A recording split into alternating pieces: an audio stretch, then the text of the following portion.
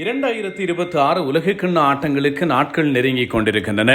ரசிகர்களுக்கு பரபரப்பு பரவலாக தொற்றிக் கொண்டிருக்கிறது. எந்த அணி உலகக்கிண்ணத்தை வெல்லப்போகிறது என்கிற எதிர்பார்ப்புகள் இப்போது களை கட்ட ஆரம்பித்திருக்கின்றன. இப்படி இருக்க பங்களாதேஷ் மிகப்பெரிய ஒரு குண்டை தூக்கி போட்டிருக்கிறது.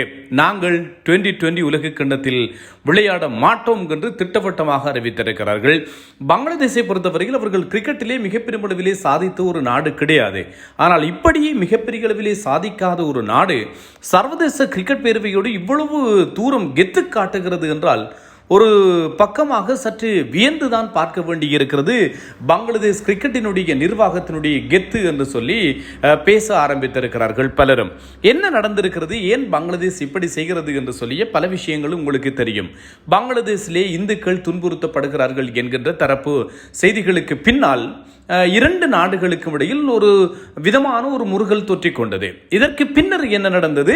கொல்கத்தா நைட் ரைடர்ஸ் அணி IPL ஏலத்திலே முஸ்தாபிசுர் ரஹ்மானை ஏலத்திலே எடுத்தது. பங்களாதேஷ் சார்பிலே IPL போட்டிகளிலே பங்கேற்க ஒப்பந்தமாகியிருந்த ஒரே வீரர் முஸ்தாபிசுர் ரஹ்மான். ஆகவே இந்தியாவிலே முஸ்தாபிசுர் ரஹ்மான் வந்து விளையாடக்கூடாது என்று சொல்லி ஒரு தரப்பு கோஷம் கொடுத்தது. இதன் காரணத்தால் கொல்கத்தா நைட் ரைடர்ஸ் அணி முஸ்தாபிசுர் ரஹ்மானை வைத்துக் கொண்டு என்ன செய்வது என்கின்ற சர்ச்சை தொடர இந்திய கிரிக்கெட் சபையும் உத்தரவு பிறப்பித்தது. முஸ்தாபிசுர் ரஹ்மானை ரிலீஸ் செய்யுங்கள் என்று. கொல்கத்தா நைட் ரைடர்ஸ் அணி இந்திய கிரிக்கெட் சபையினுடைய கட்டுப்பாட்டுக்கு அடிபணிந்து கண்ணை மூடிக்கொண்டு அவரை ரிலீஸ் செய்தது. இதற்கு பின்னர் தான் பிரச்சனை சூடு பிடித்தது. இதற்கு பின்னர் சூடு பிடித்த போது ஜனவரி மாதம் 4ஆம் திகதி திட்டவட்டமாகவே பங்களாதேஷ் சொன்னது, நாங்கள் உலக கிண்ண போட்டிகளிலே விளையாட மாட்டோம். ஏன் விளையாட மாட்டோம்? எங்களுக்கு உலக கிண்ணத்தின் மீது எங்களுக்கு வெறுப்பு கிடையாது, எங்களுக்கு ICCயோடும் எங்களுக்கு முரண்பாடு கிடையாது. ஆனால் இந்தியாவில் வந்து நாங்கள் போட்டிகளில் விளையாடுவது எங்களுக்கு பாதுகாப்பு அற்றது. ஆகவே நாங்கள் விளையாடுவதாக இருந்தால் எங்கள் போட்டிகளை நீங்கள் இலங்கைக்கு மாற்றி தர வேண்டும், நாங்கள் விளையாடுவோம் என்று சொன்னார்கள். கொல்கத்தா, மும்பை ஆகியவற்றிலே பங்களாதேஷுக்கு போட்டிகள் இருந்தன. இப்படி இருக்க சர்வதேச கிரிக்கெட் பேரவையினுடைய தலைவராக இருப்பவர் முன்னாள் இந்திய கிரிக்கெட் சபையினுடைய செயலாளர் ஜெய்ஷா, அவர்தான் இப்போது ICCயினுடைய சேர்மன். அவர் தன்னுடைய குழுவினரை கூட்டி இது தொடர்பான கருத்துக்களை கேட்டிருக்கிறார். கருத்துக்களை கேட்க அங்கே பாகிஸ்தான் கிரிக்கெட் சபை மட்டும்தான் பங்களாதேஷ் பக்கம் ஆதரவு கொடுத்திருக்கிறது. மற்ற எந்த கிரிக்கெட் சபைகளும் இதற்கு ஆதரவு கொடுக்கவில்லை. இப்போது கிரிக்கெட் போட்டிகளுக்கான அட்டவணை தயாரிக்கப்பட்டிருக்கிறது, வெளியாகி இருக்கிறது, நாட்கள் நெருங்கி இருக்கிறது. இப்படியான நிலையில் குழுவை மாற்றுவது, இடத்தை மாற்றுவது, இந்த மாதிரியான விளையாட்டுகளுக்கு எந்த ஒரு கிரிக்கெட் சபையும் ஆதரவு கொடுக்கவில்லை. ஆனால் பாகிஸ்தான் பங்களாதேஷுக்கு ஆதரவு கொடுத்திருந்தது. இப்படியான முருகல் நிலைக்கு மத்தியில் நேற்றைய நாளில் சர்வதேச கிரிக்கெட் பேரவை ஒரு திட்டவட்டமான முடிவை கொடுத்திருந்தது. அடுத்து வருகின்ற 24 மணி நேரத்துக்குள் நீங்கள் உங்கள் முடிவை அறிவிக்க வேண்டும்.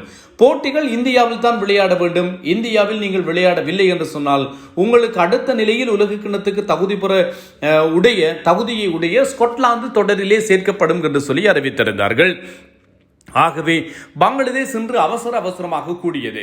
பங்களாதேஷை பொறுத்தவரையில் பங்களாதேஷ் கிரிக்கெட் சபையினுடைய தலைவர் அமீனுல் இஸ்லாம், இதே போன்று அவர்களுடைய CEO நஜிமுடின், பங்களாதேஷ் நாட்டினுடைய விளையாட்டு ஸ்போர்ட்ஸ் அட்வைசர், விளையாட்டு ஆலோசகர் ஆசிப் நஸ்ருல், இது மாத்திரமல்லாமல் உலக கிண்ணத்திலே பங்கேற்கின்ற வீரர்கள், பயிற்சியாளர்கள் கொண்டு ஒரு உயர்மட்ட கலந்துரையாடல் டாக்காவிலே இன்று அவசரமாக இடம்பெற்றது. அந்த அவசரமான தீர்மானத்திற்கு பின்னர் அவர்களுடைய ஸ்போர்ட்ஸ் அட்வைசர் திட்டவட்டமாக அறிவித்திருக்கிறார், நாங்கள் உலக கிண்ணத்தில் விளையாட மாட்டோம்.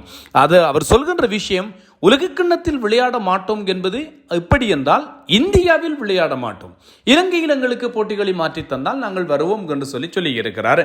இதே நேரத்தில் பங்களாதேஷ் கிரிக்கெட் சபையினுடைய சேர்மன் அமீனுல் இஸ்லாம் சொல்கின்ற போது சொல்லி இருக்கிறார், அவருடைய கருத்துக்களை பொறுத்தவரையில் 200 மில்லியன் மக்கள் தொகையை கொண்டிருக்கின்ற ஒரு நாடு, நாங்கள் 20 கோடி மக்கள் தொகையை கொண்டிருக்கின்ற ஒரு நாடு, இப்படியான ஒரு நாட்டை உலக கிண்ணத்தில் இருந்து ஒதுக்கி வைப்பது என்பது எங்கள் தோல்வி கிடையாது, இது ICCக்கு தான் இது தோல்வி.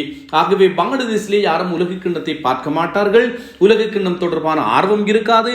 200 மில்லியன் மக்கள் தொகை கொண்ட ஒரு நாடு உலக கிண்ணத்தில் இருந்து வெளியேறுகிறது என்றால் எங்கள் தோல்வி கிடையாது, இது ICCயின் தோல்வி என்று சொல்லி இருக்கிறார். இதே நேரத்தில் இன்னும் ஒரு கருத்து முன்வைக்கப்பட்டிருக்கிறது. எப்படி என்று சொன்னால், ஒலிம்பிக் போட்டிகளிலேயே இப்போது உலக கிண்ணம் வருகிறது. அமீனுல் இஸ்லாம் இன்னொரு கருத்தை சொல்கிறார். உலக கிண்ணம் அதாவது ஒலிம்பிக் போட்டிகளிலே லாஸ் ஏஞ்சல்ஸிலே 2028 லாஸ் ஏஞ்சல்ஸிலே ஒலிம்பிக்கிலே கிரிக்கெட் வருகிறது. பிரிஸ்பனிலே 2032 ஆண்டு இடம்பெற போகின்ற ஒலிம்பிக் போட்டிகளிலும் கிரிக்கெட் விளையாடப்படும்.